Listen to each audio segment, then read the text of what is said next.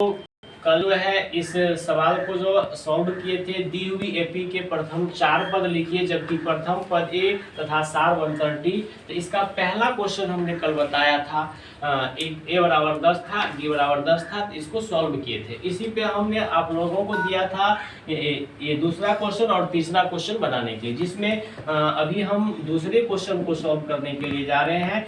इसमें ए बराबर -1 है और डी बराबर जो है 1/2 है। इसमें भी उसी प्रकार से हमको T1, T2, T3, T4 इस प्रकार से हमको 4 गो पद निकालना है। तो T1 इजकल टू क्या होता है, ए इजकल टू क्या है -1। T2 इजकल टू क्या होता है, a प्लस डी। तो यहाँ बैठाएंगे a का मान -1 प्लस 1/2। यहाँ ये बट्टे में है तो फ्रैक्शन का ऐड करेंगे। तो यहाँ करेंगे 2, 1 दूनी 2, तो -2 प्लस 1 इजकल टू यहाँ हो जाएगा -1/2, -1/2 हो गया। T2 T3 निकालना है a plus 2d is equal to हो जाएगा a प्लस 2 गुनी 1/2। ये निकाले। यहाँ जो है a का मान बैठाना था, ये a का मान -1 है, a का मान जो है -1 है, प्लस 2 गुना 1/2 है।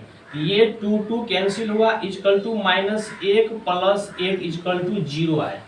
T3 कितना आया, 0 आया। T4 निकालना है, यानी चौथा पद a plus 3d is equal to हो जाएगा a का मान -1 प्लस 3 गुना 1/2। ये क्या है, 1/2 d का मान है, -1 क्या है, a का मान है। यहाँ निकालेंगे -1 प्लस हो जाएगा 3/2। यहाँ भी बाय 1 करके क्या करना है, फ्रैक्शन का ऐड करना है।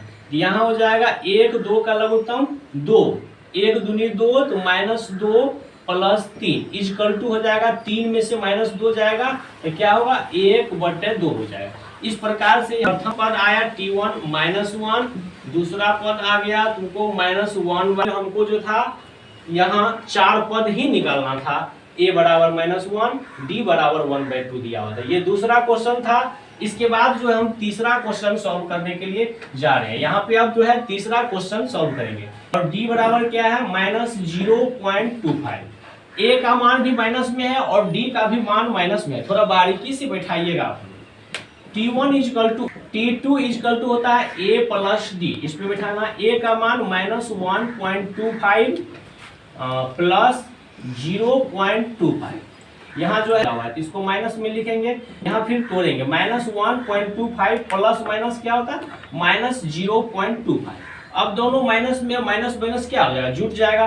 5 5 10 2 2 4 1 5 पॉइंट, यहाँ हो जाएगा 1 माइनस मिलेगा, -1.50 हो गया। T2 का मान, T3 का मान जो है a प्लस 2d, इस पे फिर बैठाएंगे। a का मान क्या है, -1.25 प्लस 2 मल्टीप्ले फिर d का मान बैठाएंगे।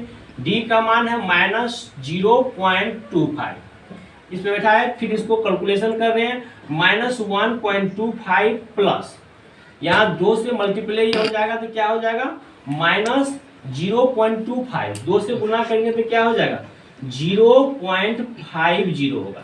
फिर यहाँ दोनों माइनस में आया, -1.25 प्लस माइनस -0.50। अब दोनों को क्या करें, माइनस में फिर ऐड कर देंगे। तो -1.25 माइनस 0.50, इसको ऐड करने के बाद आएगा -1.75 आएगा। ये T3 आएगा। इसके बाद एक और पद बचा हुआ है T4 इजकल टू होता है a प्लस 3d। अब यहाँ फिर बैठाएंगे। a का मान जो है -1.25 प्लस 3 मल्टीप्ले d का मान है -0.25, ये आया। इसके बाद यहाँ सॉल्व करेंगे तो यहाँ आएगा -1.25 प्लस, इसमें 3 से मल्टीप्ले करेंगे तो 25 या 75 आता है, तो क्या हो जाएगा, -0.75 आ जाएगा। इसको जोड़ना है, -1.25 -0.75। अब इसको जोड़ेंगे तो क्या हो जाएगा, 25 अब 75 इजकल टू 100 आ जाएगा। तो यहाँ क्या आ जाएगा, -2.00 आएगा।